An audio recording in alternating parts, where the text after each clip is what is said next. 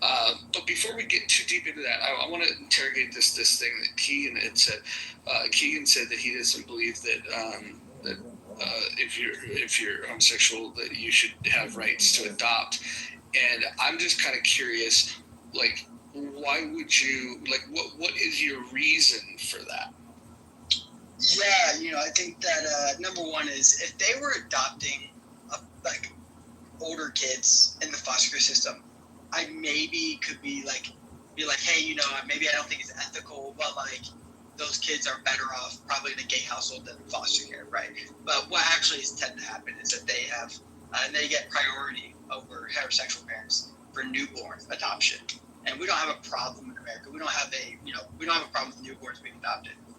So I don't believe that newborns. I think newborns have the right to a heterosexual household. Maybe I would almost say that maybe I would be okay with it if we gave priority to heterosexual couples first, and if there's any newborns left, then they could maybe. But again, I also think that number one is I think you have a right to a heterosexual couple because a father and a mother. And also I have the same opinion for single parents. Single parents shouldn't adopt either.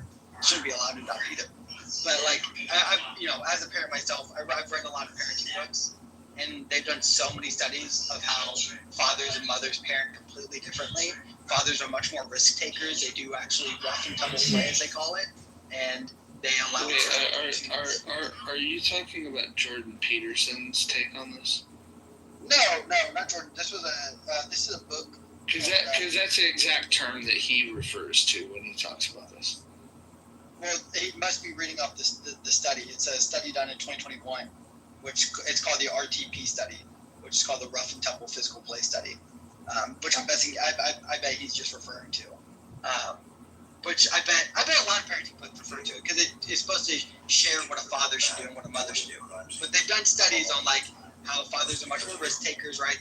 They allow their children to really experiment what they're able to do with their bodies as children, while mothers tend to be much more compassionate. They tend to teach their children about emotional awareness. Actually, they show that communication styles. When a mother teaches their kids majority of the communication styles for the first 12 months, they tend to have much better communication styles than if the father taught the child for the first 12 months, right? So I think that these things, I mean, biologically, we were made to have children heterosexually, and I think that there's also biologically a course of how those children are supposed to be raised biologically.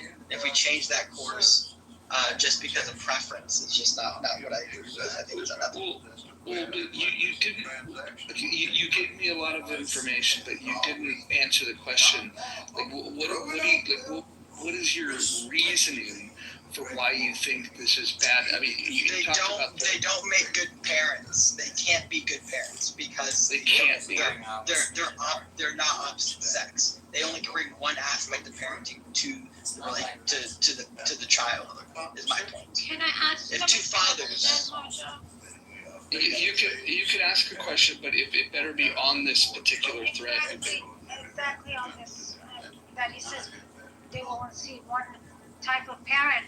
But does that mean we're gonna ban people, single parents? Because if you're raised by a single parent, you're only seeing one type of parenting too. If your parent one of your parents die, it's the same thing. You only see one type of parent. Yeah. Yeah, as I stated before, number one is, again, this is about adoption. This is about the choice to put a child into a home that isn't, again, the natural way of having a child, which is through a heterosexual couple. So if a single parent wanted to adopt, I can't make people not divorce or a widow happen. I can't determine that. But what we can determine is when children get adopted and who they get adopted by. But a single parent shouldn't be. But we can't control. As a society, we can't control when heterosexual people that don't love each other decide to have sex. A pregnancy occurs, a child is born, and then you have two people that may or may not be in a relationship, and then so now you have a single mother. You could have a father that doesn't want to be involved. I would make the argument. This is the very, very minimum argument that